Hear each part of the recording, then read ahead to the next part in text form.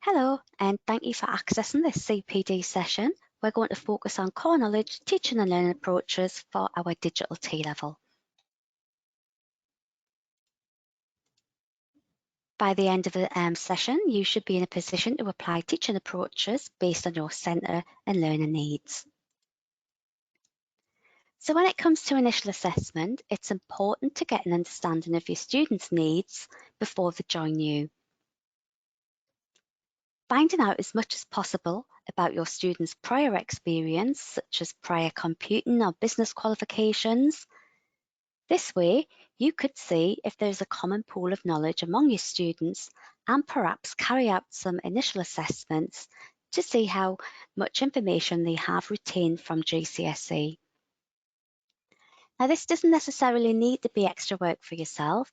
By writing these assessment questions, and in most cases, you could go onto an awarding organisation's website and access past paper questions. You may also want to do a skills assessment with your students, such as seeing how skilled they are at using functions and software, and their understanding of hardware, how good they are at finding reliable information from reliable sources, and being able to identify and reference sources. Even producing presentations on a particular business aspect could be useful. If you do a presentation, then you may find the DBS Employer Set Project mark schemes useful. Using the descriptions and the indicative content on the mark scheme could make a presentation checklist for students. Creating a mini project using some skills from the exemplar ESP could give you and your students a good starting point as well. When it comes to structuring your delivery and deciding on what content to teach and in what order to teach, there are several approaches you can take. But before we get into the planning, you'll need to know how much time is needed. So the specification does give guided learning hours for how long it could take to teach the content. And do remember that you'll need to have 315 hours of placement over the 2 years. So I'm going to show an example of a 2-year delivery plan. And I just want to emphasize the word example.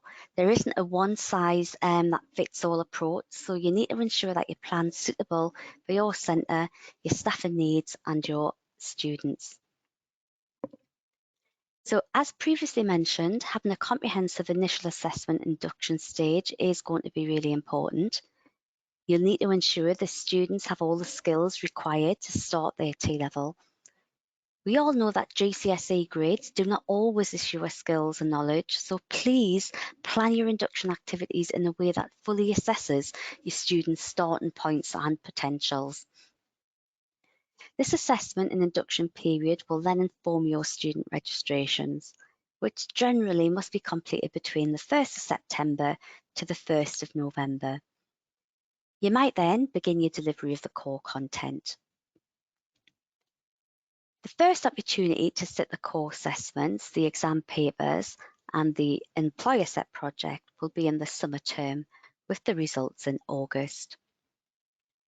Once the core content is finished, you might have some time before the end of the year to be able to bring in the occupational specialism content. Beginning year 2, the occupational specialism content will continue to be delivered. You may need to plan for resit opportunities for the core exams or your first teach of the core exams in the autumn term. That might be the exam papers, or it could just be the ESP, or both, with the results being released in March. The final assessment for the technical qualification is the occupational specialism, with the assignments being in April. There will be another chance for resits of the core exams in the summer term if needed, with the results of those exams and the occupational specialism synoptic assignments being released in the August. Now that completes the technical qualification requirements, but students do also need to complete an industry placement lasting a minimum of 315 hours or approximately 45 days. Now, this can occur over the entire 2 years of delivery, with single days or half days each week, or it may be one single block of 45 days, or it could be a combination. Whichever approach is taken, you should take into consideration your planning, making sure to avoid any assessment windows. Now, this is just an example delivery plan, so please do start to consider how you're going to structure your own. And if you're already starting to do this, make a list of any independencies such as timetable, staff specialisms and availability, and also your industry placement and any other considerations you might need to include.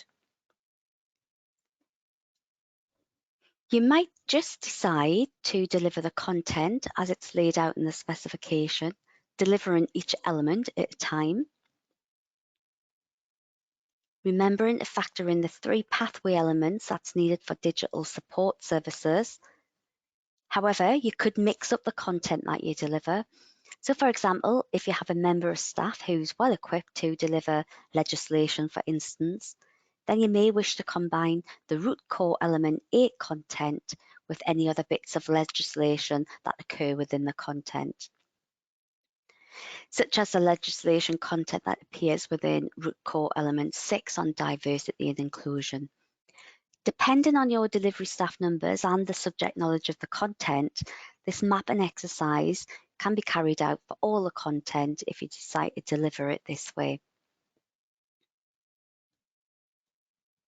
If you did deliver it this way, then you're most likely going to have different teachers delivering certain parts of the specification that they're strongest on. However, please remember to plan your core skills into your delivery. Another option that some providers have done is to divide the content into themes based around the exam papers. With paper 1, there are 3 sections on that exam paper covering root core elements 1, 2, 5, 6, 7 and 9. Paper B is divided into 3 sections for digital business services and 4 sections for digital support services. Paper B addresses root core elements 3, 4, 10, 11 and 12, with digital support services having an additional section for the pathway content. And some providers are then having a separate teacher or separate lessons for a core skills delivery and prior set project preparation. Now here's an example based on that delivery model. Again, I'm using examples of 3 teachers here. Teacher 1 will be delivering the content that will be on paper A, and teacher 2 will be delivering the content that will be on paper B. Then we have the 3rd teacher who is focusing on the skills. Teacher 3 would need other knowledge content is being delivered in that same week.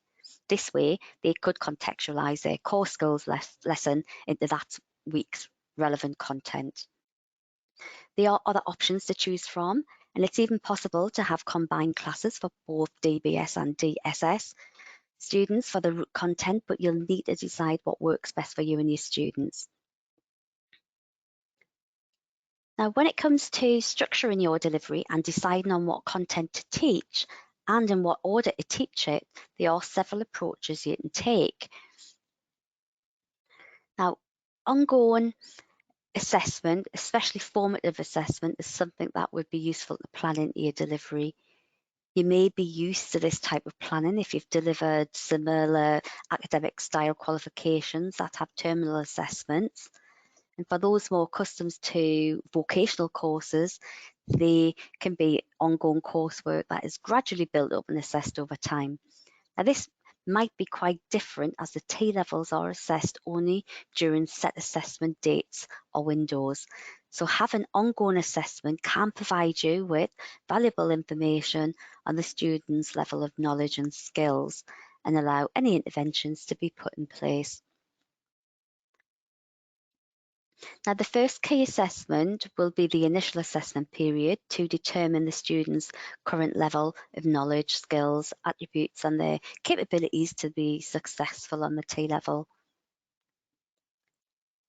Other assessment points during the year would be up to you. This might be every half term with an increase in formative assessment activities prior to any assessment windows.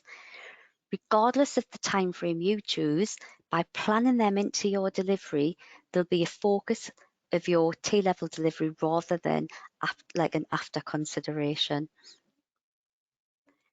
Now I'm going to run through some formative assessment activities and how they might be used or adapted for the T-levels. I'm not going to run through each assessment method, but rather highlight some of these and their benefits. So test and exam style questions are obvious one, and we do have sample assessment material on our NCFE website. I would also suggest that students should be encouraged to write their own questions and mark schemes instead of the teacher, and then peer marking and self-assessment activities could be used to reinforce the knowledge and understanding. Having a range of discussion-based activities can allow for peer support and peer learning, whilst also embedding employability skills in developing them. Presentations are often used and can be a good practice as they do form some of the TQ assessments, for example, the ESP. The student's confidence level, speaking and listening, and possibly digital skills needed to deliver a successful presentation should be considered and supported.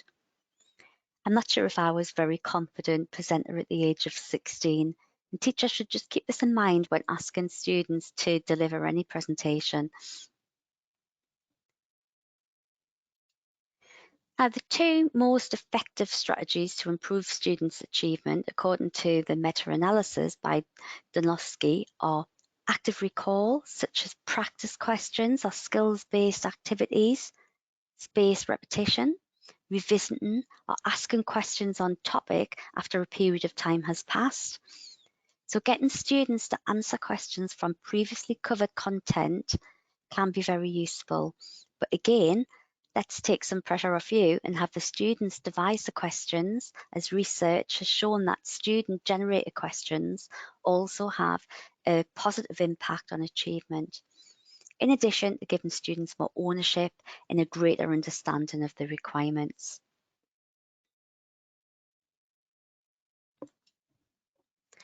Thank you for watching.